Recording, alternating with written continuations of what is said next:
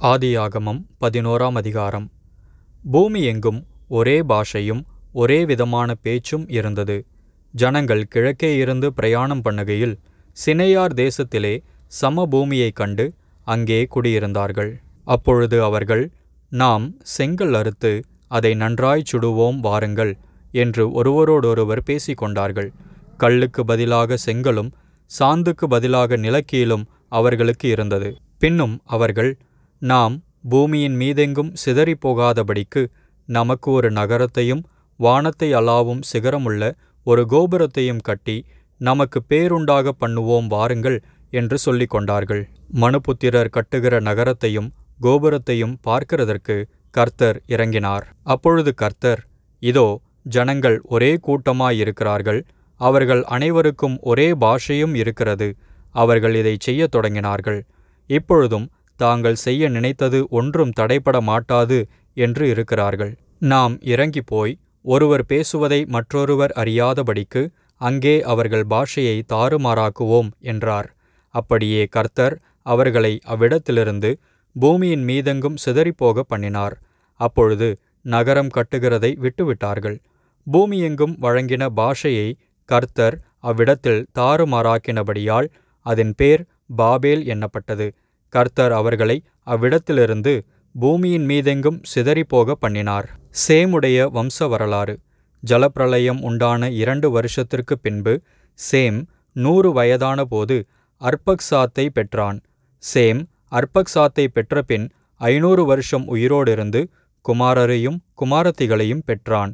அர்பக்சாத் 35 வயதான போது சாலாவை பெற்றான். சாலாவை பெற்றபின் அர்பக்சாத் 403 வருஷம் உயிரோடிருந்து குமாரரையும் குமாரத்திகளையும் பெற்றான். சாலா 30 வயதான போது ஏபேரை பெற்றான். ஏபேரை பெற்றபின் சாலா 403 வருஷம் உயிரோடிருந்து குமாரரையும் குமாரத்திகளையும் பெற்றான். ஏபேர் 34 வயதான போது பேலேகை பெற்றான். பேலேகை பெற்றபின் ஏபேர் 430 வருஷம் உயிரோடிருந்து குமாரரையும் குமாரத்திகளையும் பெற்றான். பேலேகு 30 வயதான போது ரெகூவை பெற்றான். ரெகூவை பெற்றபின் பேலேகு 209 வருஷம் உயிரோடிருந்து குமாரரையும் குமாரத்திகளையும் பெற்றான். ரெகூ 32 வயதான போது செரூகை பெற்றான். செரூகை பெற்றபின் ரெகூ 207 வருஷம் உயிரோடிருந்து குமாரரையும் குமாரத்திகளையும் பெற்றான். செரூகு 30 வயதான போது நாகோரை பெற்றான்.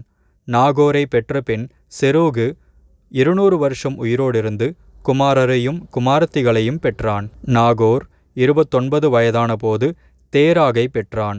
தேராகை பெற்றபின் நாகோர் 119 வருஷம் உயிரோடிருந்து குமாரரையும் குமாரத்திகளையும் பெற்றான். தேராகு 70 வயதான போது ஆபிராம், நாகோர், ஆரான் என்பவர்களை பெற்றான். தேராகுடைய வம்ச வரலாறு. தேராகு ஆபிராம், நாகோர், ஆரான் என்பவர்களை பெற்றான். ஆரான் லோத்தை பெற்றான். ஆரான் தன் ஜன்ம பூமியாகிய ஊர் என்கிற கல்தேயர் தேசத்து பட்டணத்திலே தன் தகப்பனாகிய தேராகு மரிக்கும் முன்னே மரித்தான். ஆபிராமும் நாகோரும் தங்களுக்கு பெண் கொண்டார்கள். ஆபிராமுடைய மனைவிக்கு சாராய் என்று பேர். நாகோருடைய மனைவிக்கு மில்காள் என்று பேர். இவள் ஆரானுடைய குமாரத்தி. அந்த ஆரான் மில்காளுக்கும் இஸ்காலுக்கும் தகப்பன்.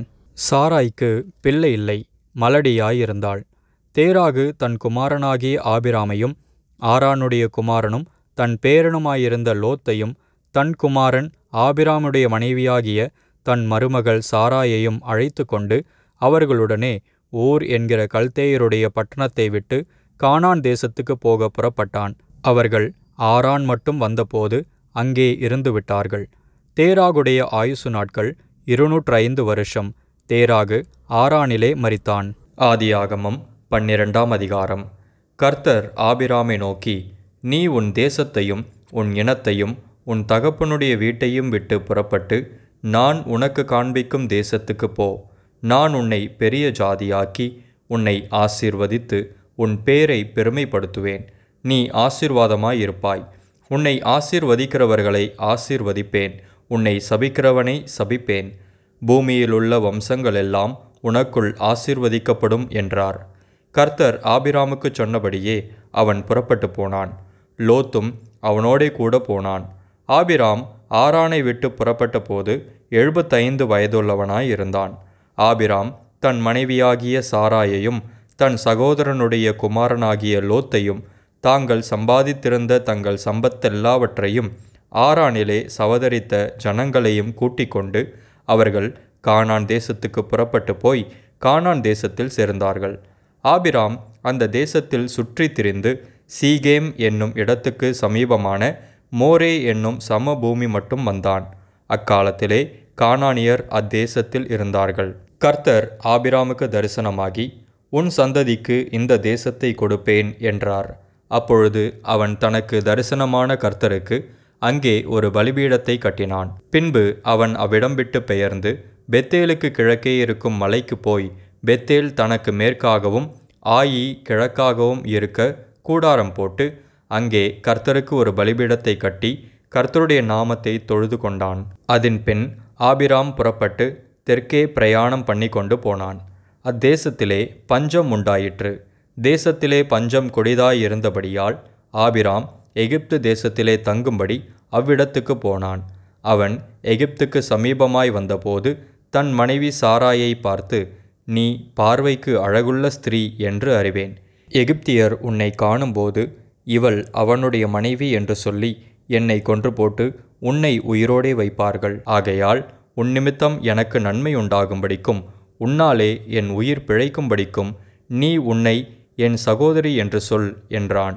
ஆபிராம் எகிப்திலே வந்தபோது எகிப்தியர் அந்த ஸ்திரீயை மிகுந்த அழகுள்ளவள் என்று கண்டார்கள்.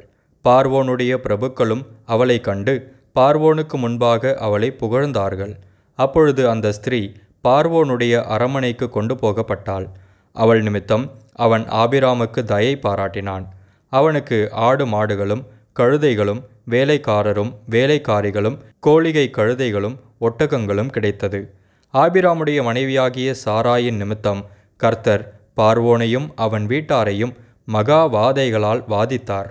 அப்பொழுது பார்வோன் ஆபிராமை அழைத்து, நீ எனக்கு ஏன் இப்படி செய்தாய்? இவள் உன் மனைவி என்று நீ எனக்கு அறிவியாமற் போனதென்ன? இவளை உன் சகோதரி என்று நீ சொல்ல வேண்டுவது என்ன? இவளை நான் எனக்கு மனைவியாக கொண்டிருப்பேனே. இதோ உன் மனைவி, இவளை அழைத்து கொண்டு போ என்று சொன்னான். பார்வோன் அவனை குறித்து தன் மனுஷருக்கு கட்டளை கொடுத்தான். அவர்கள் அவனையும் அவன் மனைவியையும் அவனுக்கு உண்டான எல்லாவற்றையும் அனுப்பிவிட்டார்கள். ஆதியாகமம் 13ஆம் அதிகாரம். ஆபிராமும் அவன் மனைவியும் அவனுக்கு உண்டான யாவும் அவனுடனே லோத்தும் எகிப்தை விட்டு தென் திசையில் வந்தார்கள். ஆபிராம் மிருக ஜீவன்களும் வெள்ளியும் பொன்னுமான ஆஸ்திகளை உடைய சீமானாயிருந்தான். அவன் தன் பிரயாணங்களிலே தெற்கே இருந்து பெத்தேல் மட்டும் பெத்தேலுக்கும் ஆயிக்கும் நடுவாக தான் முன்பு கூடாரம் போட்டதும் தான் முதல் ஒரு பலிபீடத்தை உண்டாக்கினதுமான ஸ்தலம் மட்டும் போனான். அங்கே ஆபிராம் கர்த்தருடைய நாமத்தை தொழுது கொண்டான். ஆபிராமுடனே வந்த லோத்துக்கும் ஆடு மாடுகளும் கூடாரங்களும் இருந்தன. அவர்கள் ஒருமித்து குடியிருக்க அந்த பூமி அவர்களை தாங்கக்கூடாதிருந்தது. அவர்களுடைய ஆஸ்தி மிகுதியாயிருந்தபடியால் அவர்கள் ஒருமித்து வாசம் பண்ண ஏதுவில்லாமற் போயிற்று. ஆபிராமுடைய மந்தை மேய்ப்பருக்கும் லோத்துடைய மந்தை மேய்ப்பருக்கும் வாக்குவாதம் உண்டாயிற்று. அக்காலத்திலே கானானியரும் பெரிசியரும் அத்தேசத்தில் குடியிருந்தார்கள். ஆபிராம் லோத்தை நோக்கி, எனக்கும் உனக்கும் என் மேய்ப்பருக்கும் உன் மேய்ப்பருக்கும் வாக்குவாதம் வேண்டாம். நாம் சகோதரர். இந்த தேசமெல்லாம் உனக்கு முன் இருக்கிறது அல்லவா? நீ என்னை விட்டு பிரிந்து போகலாம். நீ இடதுபுறம் போனால் நான் வலதுபுறம் போகிறேன். நீ வலதுபுறம் போனால் நான் இடதுபுறம் போகிறேன் என்றான். அப்பொழுது லோத்து தன் கண்களை ஏறெடுத்து பார்த்து யோர்தான் நதிக்கு அருகான சமபூமி முழுவதும் நீர்வளம் பொருந்தினதாயிருக்க கண்டான். கர்த்தர் சோதோமையும் கொமோராவையும் அழிக்கும் முன்னே சோவாருக்கு போம் வழி மட்டும் அது கர்த்தருடைய தோட்டத்தைப் போலவும் எகிப்து தேசத்தைப் போலவும் இருந்தது. அப்பொழுது லோத்து யோர்தானுக்கு அருகான சமபூமி முழுவதையும் தெரிந்து கொண்டு கிழக்கே பிரயாணப்பட்டு போனான். இப்படி அவர்கள் ஒருவரை ஒருவர் விட்டு பிரிந்தார்கள். ஆபிராம் கானான் தேசத்தில் குடியிருந்தான். லோத்து அந்த யோர்தானுக்கு அருகான சமபூமியிலுள்ள பட்டணங்களில் வாசம் பண்ணி சோதோமுக்கு நேரே கூடாரம் போட்டான். சோதோமின் ஜனங்கள் பொல்லாதவர்களும் கர்த்தருக்கு முன்பாக மகா பாவிகளுமாய் இருந்தார்கள். லோத்து ஆபிராமை விட்டு பிரிந்த பின்பு கர்த்தர் ஆபிராமை நோக்கி, உன் கண்களை ஏறெடுத்து நீ இருக்கிற இடத்திலிருந்து வடக்கேயும் தெற்கேயும் கிழக்கேயும் மேற்கேயும் நோக்கிப்பார். நீ பார்க்கிற இந்த பூமி முழுவதையும் நான் உனக்கும் உன் சந்ததிக்கும் என்றைக்கும் இருக்கும்படி கொடுத்து உன் சந்ததியை பூமியின் தூளை போல பெருக பண்ணுவேன். ஒருவன் பூமியின் தூளை எண்ணக்கூடுமானால் உன் சந்ததியும் எண்ணப்படும். நீ எழுந்து தேசத்தின் நீளமும் அகலமும் எம்மட்டோ அம்மட்டும் நடந்து திரி, உனக்கு அதை தருவேன் என்றார். அப்பொழுது ஆபிராம் கூடாரத்தை பெயர்த்து கொண்டு போய் எப்ரோனில் இருக்கும் மம்ரேயின் சமபூமியில் சேர்ந்து குடியிருந்து அங்கே கர்த்தருக்கு ஒரு பலிபீடத்தை கட்டினான். ஆதியாகமம் 14ஆம் அதிகாரம். சினேயாரின் ராஜாவாகிய அம்ராபேலும் ஏலாசாரின் ராஜாவாகிய அரியோகும் ஏலாமின் ராஜாவாகிய கெதர்லா கோமேரும் ஜாதிகளின் ராஜாவாகிய திதியாலும் இருந்த நாட்களில் அவர்கள் சோதோமின் ராஜாவாகிய பேராவோடும் கொமோராவின் ராஜாவாகிய பிர்சாவோடும் அத்மாவின் ராஜாவாகிய சினேயாவோடும் செபோயீமின் ராஜாவாகிய செமேபரோடும் சோவார் என்னும் பேலாவின் ராஜாவோடும் யுத்தம் பண்ணினார்கள். இவர்கள் எல்லாரும் உப்பு கடலாகிய சித்தீம் பள்ளத்தாக்கிலே கூடினார்கள். இவர்கள் 12 வருஷம் கெதர்லா கோமேரை சேவித்து 13ஆம் வருஷத்திலே கலகம் பண்ணினார்கள். 14ஆம் வருஷத்திலே கெதர்லா கோமேரும் அவனோடே கூடியிருந்த ராஜாக்களும் வந்து அஸ்தரோத் கர்னாயீமிலே இருந்த ரெப்பாயீமியரையும் காமிலே இருந்த சூசிமியரையும் சாவே கீரியத்தாயீமிலே இருந்த ஏமியரையும் சேயீர் மலைகளில் இருந்த ஓரியரையும் வனாந்தரத்துக்கு அருகான எல்பாரான் மட்டும் முறியடித்து திரும்பி காதேஸ் என்னும் என்மிஸ்பாத்துக்கு வந்து அமலேக்கியருடைய நாடனைத்தையும் அத்சாத்சோன் தாமாரிலே குடியிருந்த எமோரியரையும் கூட சங்கரித்தார்கள். அப்பொழுது சோதோமின் ராஜாவும் கொமோராவின் ராஜாவும் அத்மாவின் ராஜாவும் செபோயீமின் ராஜாவும் சோவார் என்னும் பேலாவின் ராஜாவும் புறப்பட்டு சித்தீம் பள்ளத்தாக்கிலே ஏலாமின் ராஜாவாகிய கெதர்லா கோமேரோடும் ஜாதிகளின் ராஜாவாகிய திதியாலோடும் சினேயாரின் ராஜாவாகிய அம்ராபேலோடும் ஏலாசாரின் ராஜாவாகிய அரியோகோடும் யுத்தம் பண்ண புறப்பட்டு அந்த 5 ராஜாக்களோடும் இந்த 4 ராஜாக்களும் யுத்தம் பண்ணினார்கள். அந்த சித்தீம் பள்ளத்தாக்கு எங்கும் நிலக்கீழ் உண்டாகும் கேணிகள் இருந்தது. சோதோம் கொமோராவின் ராஜாக்கள் முறிந்தோடி அங்கே விழுந்தார்கள். மீந்தவர்கள் மலைகளுக்கு ஓடிப்போனார்கள். அப்பொழுது அவர்கள் சோதோமிலும் கொமோராவிலும் உள்ள பொருள்கள் எல்லாவற்றையும் போஜன பதார்த்தங்கள் எல்லாவற்றையும் எடுத்து கொண்டு போய்விட்டார்கள். ஆபிராமின் சகோதரனுடைய குமாரனாகிய லோத்து சோதோமிலே குடியிருந்தபடியால் அவனையும் அவன் பொருள்களையும் கொண்டு போய்விட்டார்கள். தப்பியோடின ஒருவன் எபிரேயனாகிய ஆபிராமிடத்தில் வந்து அதை அறிவித்தான். ஆபிராம் தன்னோடே உடன்படிக்கை செய்திருந்த மனிதராகிய எஸ்கோலுக்கும் ஆனேருக்கும் சகோதரனாகிய மம்ரே என்னும் எமோரியனுடைய சமபூமியிலே அப்பொழுது குடியிருந்தான். தன் சகோதரன் சிறையாக கொண்டு போகப்பட்டதை ஆபிராம் கேள்விப்பட்ட போது அவன் தன் வீட்டிலே பிறந்த கைப்படிந்தவர்களாகிய 318 ஆட்களுக்கும் ஆயுதம் தரிப்பித்து தான் என்னும் ஊர் மட்டும் அவர்களை தொடர்ந்து ராக்காலத்திலே அவனும் அவன் வேலைக்காரரும் பிரிந்து பவிஞ்சுகளாய் அவர்கள் மேல் விழுந்து அவர்களை முறியடித்து தமஸ்குவுக்கு இடதுபுறமான ஓபா மட்டும் துரத்தி சகல பொருள்களையும் திருப்பிக் கொண்டு வந்தான். தன் சகோதரனாகிய லோத்தையும் அவனுடைய பொருள்களையும் ஸ்திரீகளையும் ஜனங்களையும் திருப்பிக் கொண்டு வந்தான். அவன் கெதர்லா கோமேரையும் அவனோடு இருந்த ராஜாக்களையும் முறியடித்து திரும்பி வருகிற போது சோதோமின் ராஜா புறப்பட்டு ராஜாவின் பள்ளத்தாக்கு என்னும் சாவே பள்ளத்தாக்கு மட்டும் அவனுக்கு எதிர்கொண்டு போனான்.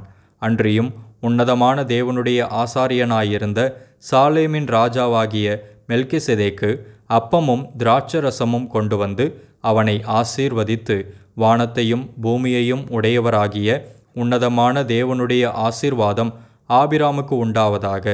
உன் சத்துருக்களை உன் கையில் ஒப்புக்கொடுத்த உன்னதமான தேவனுக்கு ஸ்தோத்திரம் என்று சொன்னான். இவனுக்கு ஆபிராம் எல்லாவற்றிலும் தசமபாகம் கொடுத்தான். சோதோமின் ராஜா ஆபிராமை நோக்கி, ஜனங்களை எனக்கு தாரும், பொருள்களை நீர் எடுத்துக்கொள்ளும் என்றான். அதற்கு ஆபிராம் சோதோமின் ராஜாவை பார்த்து, ஆபிராமை ஐஸ்வர்யவான் ஆக்கினேன் என்று நீர் சொல்லாதபடிக்கு நான் ஒரு சரட்டையாகிலும் பாதரட்சையின் வாரையாகிலும் உமக்கு உண்டானவைகளில் யாதொன்றையாகிலும் எடுத்துக்கொள்ளேன் என்று வானத்தையும் பூமியையும் உடையவராகிய உன்னதமான தேவனாகிய கர்த்தருக்கு நேராக என் கையை உயர்த்துகிறேன். வாலிபர் சாப்பிட்டது போக என்னுடனே வந்த ஆனேர், எஸ்கோல், மம்ரே என்னும் புருஷருடைய பங்கு மாத்திரமே வரவேண்டும். இவர்கள் தங்கள் பங்கை எடுத்துக்கொள்ளட்டும் என்றான். ஆதியாகமம் 15ஆம் அதிகாரம். இந்த காரியங்கள் நடந்த பின்பு கர்த்தருடைய வார்த்தை ஆபிராமுக்கு தரிசனத்திலே உண்டாகி அவர், ஆபிராமே, நீ பயப்படாதே, நான் உனக்கு கேடகமும் உனக்கு மகா பெரிய பலனுமாயிருக்கிறேன் என்றார். அதற்கு ஆபிராம், கர்த்தராகிய ஆண்டவரே, அடியேனுக்கு என்ன தருவீர்? நான் பிள்ளையில்லாமல் இருக்கிறேனே. தமஸ்கு ஊரானாகிய இந்த எலியேசர் என் வீட்டு விசாரணை கர்த்தனாயிருக்கிறானே என்றான். பின்னும் ஆபிராம், தேவரீர் எனக்கு புத்திர சந்தானம் அருளவில்லை. இதோ என் வீட்டிலே பிறந்த பிள்ளை எனக்கு சுதந்திரவாளியாயிருக்கிறான் என்றான். அப்பொழுது கர்த்தருடைய வார்த்தை அவனுக்கு உண்டாகி, இவன் உனக்கு சுதந்திரவாளி அல்ல, உன் கற்ப பிறப்பாயிருப்பவனே உனக்கு சுதந்திரவாளியாவான் என்று சொல்லி அவர் அவனை வெளியே அழைத்து, நீ வானத்தை அண்ணாந்து பார், நட்சத்திரங்களை எண்ண உன்னாலே கூடுமானால் அவைகளை எண்ணு என்று சொல்லி பின்பு அவனை நோக்கி, உன் சந்ததி இவ்வண்ணமாயிருக்கும் என்றார். அவன் கர்த்தரை விசுவாசித்தான். அதை அவர் அவனுக்கு நீதியாக எண்ணினார்.